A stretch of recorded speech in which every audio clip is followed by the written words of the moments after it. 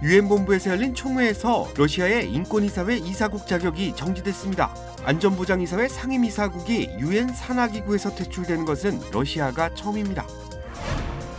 역사상 최초의 흑인 여성 대법관이 탄생하게 됐습니다. 연방상원이 오늘 커탄지 브라운 잭슨 대법관 후보에 대한 인준안을 가결했습니다. 오렌지 카운티 사지구 슈퍼바이저직에 출마하는 박영선 현 부에나팍 시장이 본격적인 선거운동에 돌입했습니다. 첫 선거운동 현장을 동행 취재했습니다. 식품의약국이 노로바이러스 감염 위험이 있는 캐나다산 생굴을 반환하거나 폐기하라고 권고했습니다. 오늘 오전 뉴욕 맨해튼 브루클린 다리 위에서 한 남성이 케이블 위로 올라가는 소동을 벌였습니다.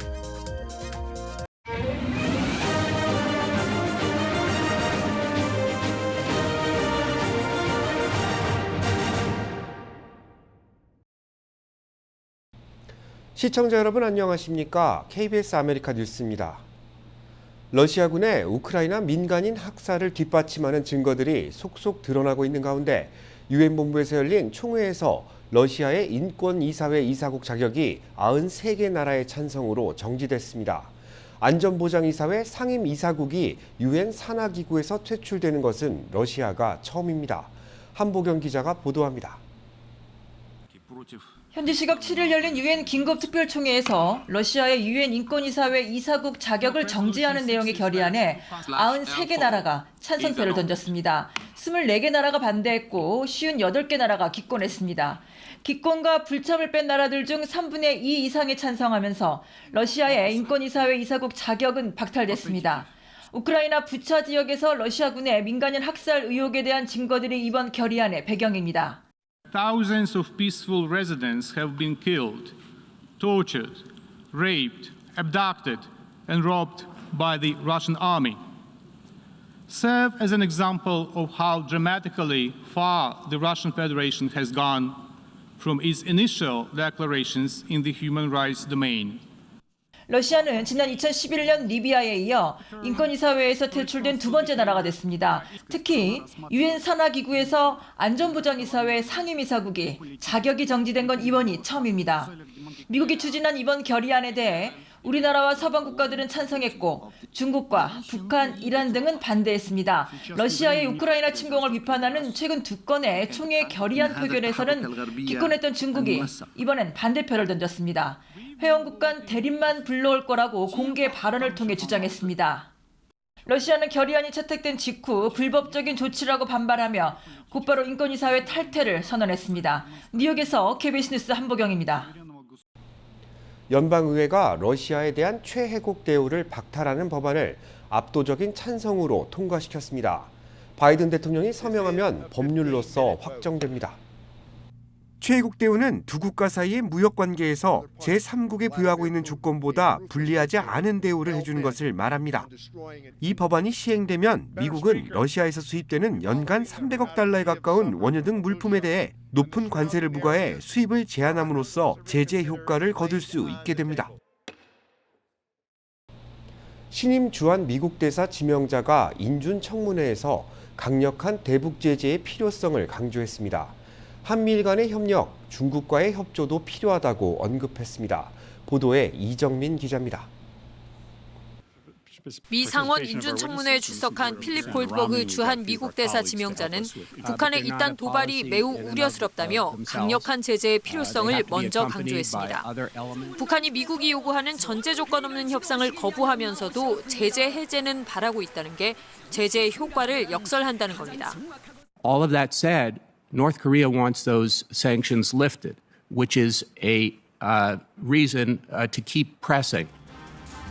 북한 핵에 대한 고강도 사찰과 검증을 의미하는 완전하고 검증 가능하며 불가역적인 비핵화라는 용어를 두고는 매우 어려운 문제라면서도 미국의 핵 비확산 목표와 부합하며 이를 위해 계속 노력해야 한다고 했습니다.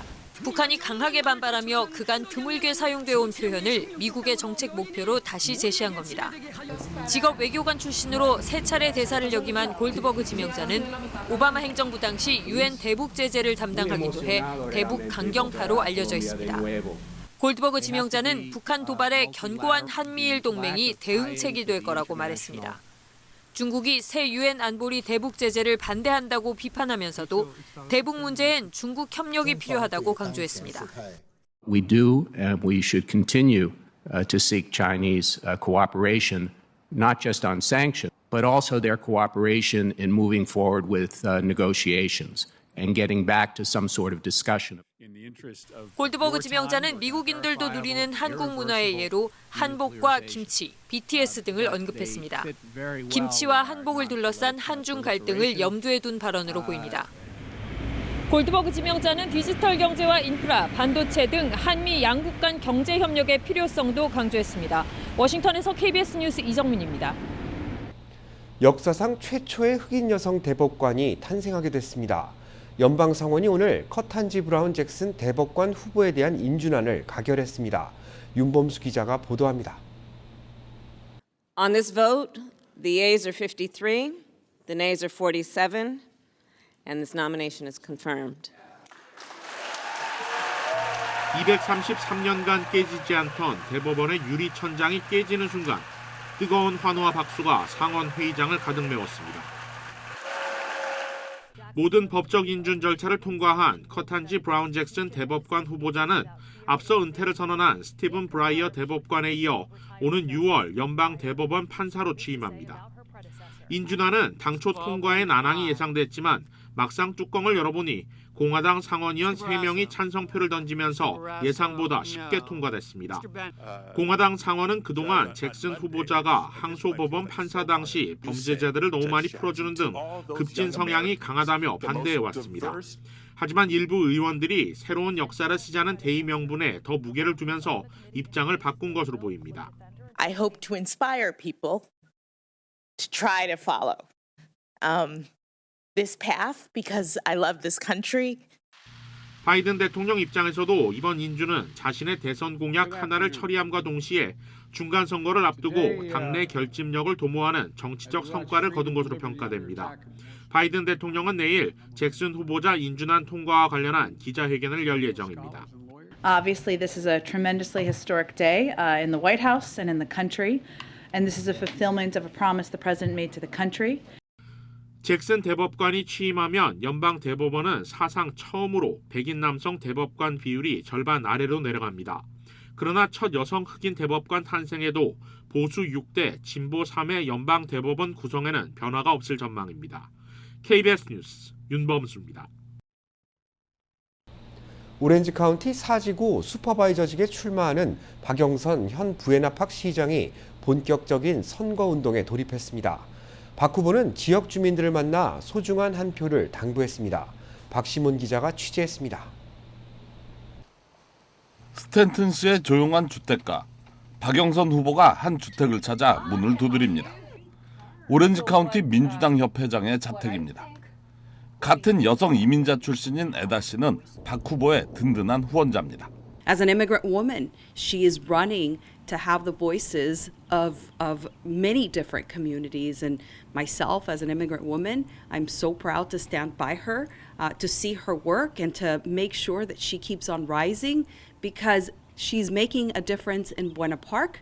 But now it's time for the rest of the county to catch up. 박 후보는 소수계 여성이라는 핸디캡을 장점으로 바꿔 주민들의 지지를 얻고 있는 분위기를 만들어 나가고 있습니다. 다른 그 소수민족들과 연대할 수 있는 그런 그 힘이 있다고 생각하고요.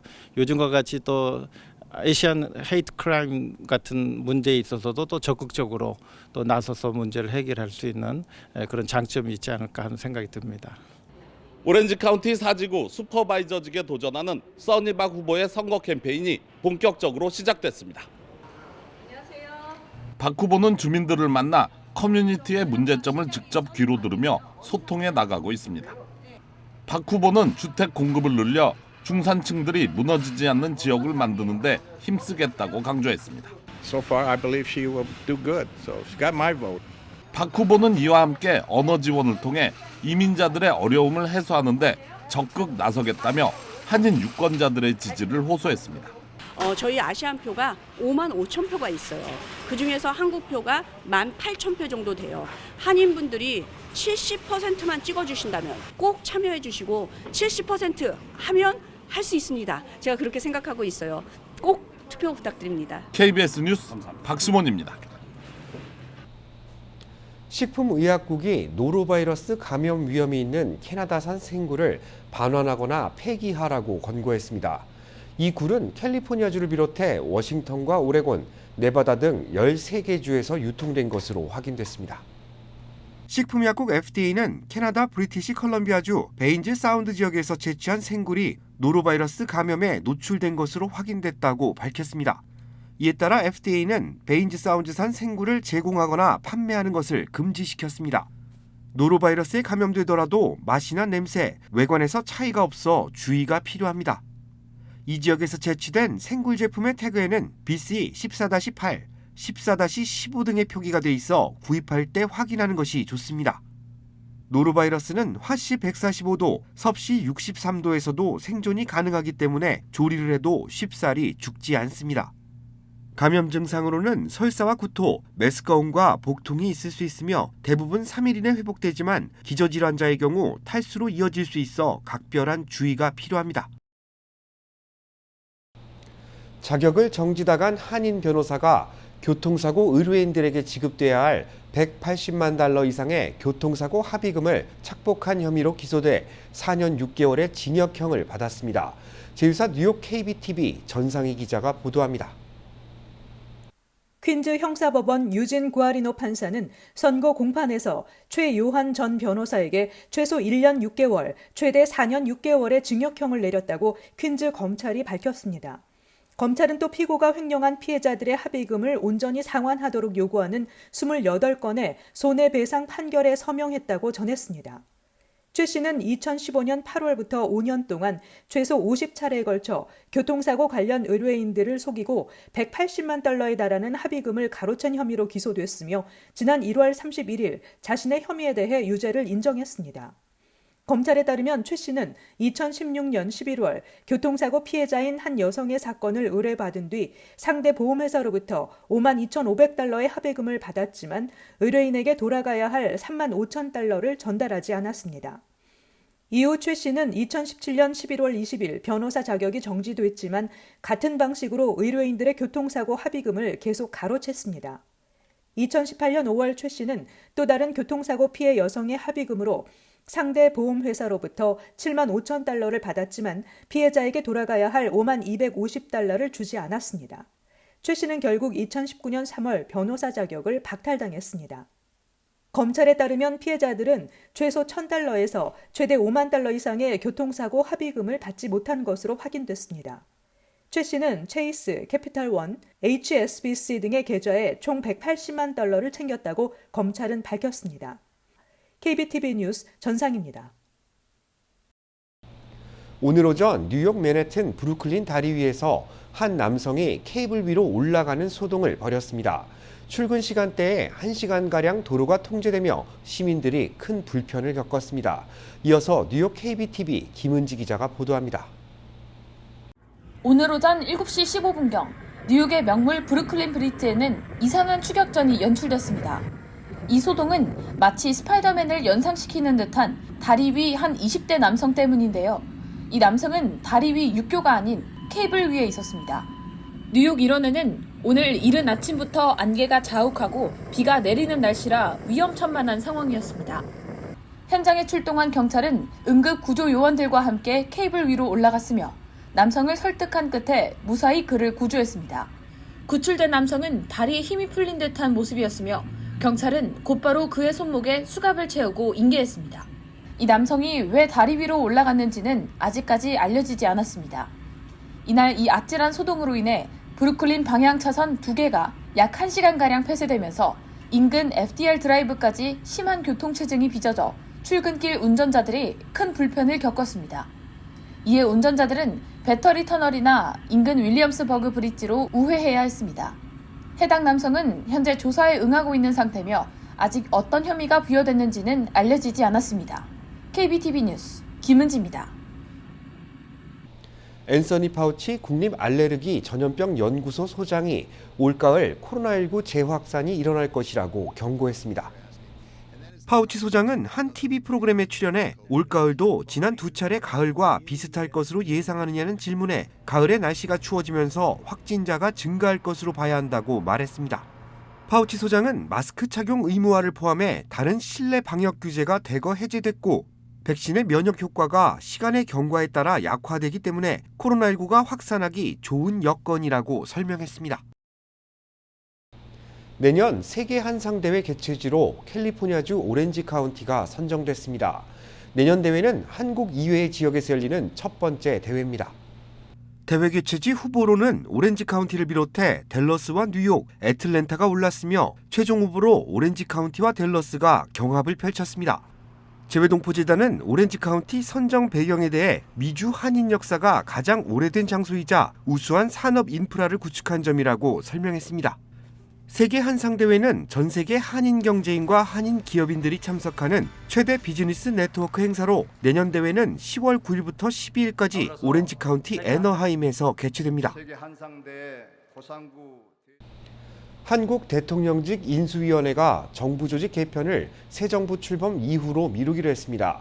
첫 내각도 현 정부 조직대로 꾸리기로 했는데 폐지를 공약했던 여성가족부 장관 역시 우선은 발표될 예정입니다.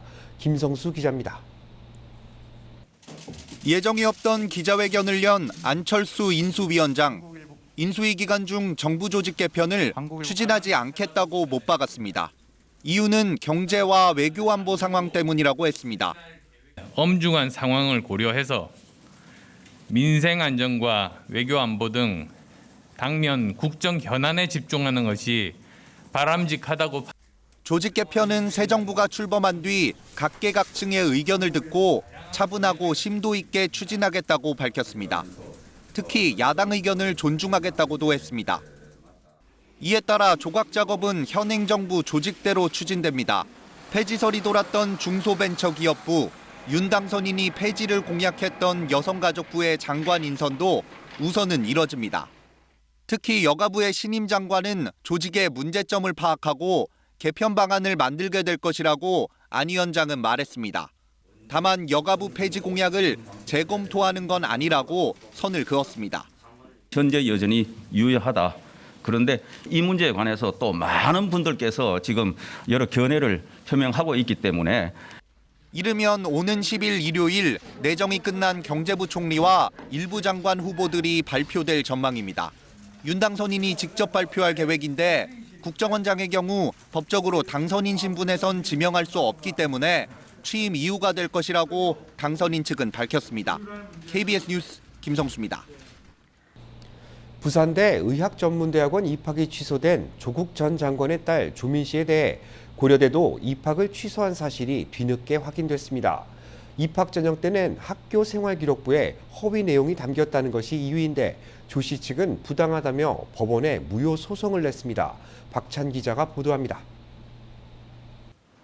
고려대를 졸업한 뒤 부산대 의학전문대학원을 진학해 의사 면허까지 딴 조민 씨. 어머니 정경심 전 동양대 교수가 입시 비리 혐의로 수사와 재판을 받으면서 부정 입학 논란이 일었습니다.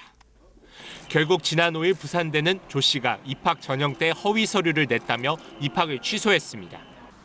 고려대도 지난 2월 조 씨의 입학을 취소했다고 어제 밝혔습니다. 지난해 8월부터 별도의 위원회를 꾸려 입학 취소 여부를 심의했는데 조 씨가 2010학년도 입시 전형 때 제출한 학교 생활기록부에 허위이거나 사실이 아닌 내용이 들어간 것을 확인했다는 겁니다. 고려대 측은 지난 1월 대법원에서 유죄가 확정된 정경심 전 교수의 판결문을 판단 근거로 삼았다고 밝혔습니다. 당시 대법원은 당국대 의과학연구소 인턴 관련 논문 1저자 등재와 서울대 공익인권법센터 인턴 확인서 등이 허위라고 판단했습니다. 입학 취소 사실을 한 달 넘게 언론에 알리지 않은 데 대해선 위원회 의결 내용이 비공개여서 학교 본부도 몰랐고 최근 교육부 답변 자료를 만들면서 뒤늦게 알게 된 거라고 설명했습니다. 부산대 의전은 입학 취소에 대해 집행 정지 신청을 냈던 조 씨 측은 고려대를 상대로도 무효 확인 소송을 냈습니다. 아버지 조국 전 장관이 SNS에 올린 글에서 조 씨의 법률 대리인은 너무나 가혹하고 부당한 처분이라고 밝혔습니다. 생활기록부의 경력 기재가 모두 허위인 것은 아니라며 허위 부분이 당락에 어떤 영향을 줬는지 고려대가 신중히 검토하지 않았다고 주장했습니다. KBS 뉴스 박찬입니다. 캘리포니아주에서는 3년 전부터 가정식 판매가 합법화됐는데요. 이런 소자본 관련 정보를 알리는 온라인 세미나가 한인 예비 창업주들을 위해 열리고 있다고 합니다. 손맛이 좋은 창업주들은 반찬을 만들어 팔고 베이커리를 열 경제적인 형편이 안 되는 사람들은 홈 베이킹을 통해 빵과 케이크를 판매합니다. 가정에서 만든 음식을 일주일에 60인 분량까지 판매하는 것을 허용하는 법안이 본격 시행되며 소자본 창업이 각광받고 있는 겁니다. 비영리단체 페이스는 LA시와 공동으로 이런 소자본 창업과 관련된 온라인 강의를 오는 18일까지 무료로 제공합니다. 세미나는 온라인을 통해 등록할 수 있으며 강의는 줌 화상회의 시스템을 통해 진행됩니다. 팬데믹 사태 장기화로 헌혈하는 사람이 줄면서 혈액 부족 현상이 심각한 수준에 올랐다고 합니다. 혈액 부족 문제를 해결하기 위한 기부운동이 시작됐습니다. 할리우드 차병원은 혈액 수급난을 극복하기 위해 헌혈 행사를 개최했다고 밝혔습니다. 임직원들이 자발적으로 혈액 기부에 동참한 것인데 모두 20파인트 분량입니다. 66명의 소중한 생명을 살릴 수 있는 이 혈액은 모두 남가주 혈액은행에 기부됐습니다. 남가주 혈액은행은 LA와 오렌지 카운티 지역 병원들과 협력해 매년 200회 이상의 이동식 헌혈 캠페인을 벌이고 있습니다.